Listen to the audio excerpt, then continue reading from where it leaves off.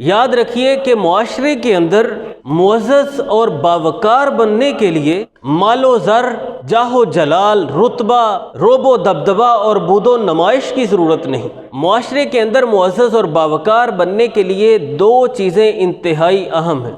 اگر آپ خود کو باوقار بنانا چاہتے ہیں، معاشرے کے اندر نمایاں حیثیت اختیار کرنا چاہتے ہیں، تو دو چیزیں اپنانا بہت ضروری ہیں۔ نمبر ایک، اپنی ذات کی اصلاح۔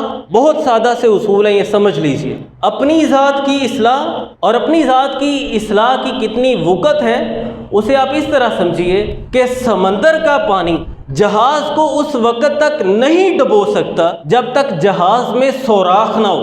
اسی طرح ایک انسان اس وقت تک رنج و غم میں مبتلا نہیں ہو سکتا جب تک وہ اپنے ذہن کے دروازے منفی خیالات اور مذموم سوچوں کے لیے نہ کھول دے۔ انسان اسی صورت میں رنج و غم میں مبتلا ہوگا جب وہ اپنے ذہن کے دروازوں کو منفی سوچوں کے لیے کھول دے گا، مذموم خیالات کے لیے کھول دے گا، جب اس نے خود کو اندر سے کمزور رکھا ہوگا۔ جہاز جس طرح بغیر سوراخ کے نہیں ڈوب سکتا، انسان بھی جب تک خود کمزور نہ ہو رسوا نہیں ہو سکتا، ناکام نہیں ہو سکتا۔ تو اپنے آپ کو اخلاقی اعتبار سے، اپنے آپ کو کردار کے اعتبار سے، معاملات کے اعتبار سے، حسن معاشرت کے اعتبار سے پورے اس معیار پر لانا ہے جو پیارے پیغمبر صلی اللہ علیہ وسلم نے ہمیں معیار دیا ہے۔ اور دوسری اہم ترین چیز معاشرے کے اندر معزز اور باوقار بننے کے لیے وہ ہے دوسرے لوگوں کے ساتھ بہتر تعلق۔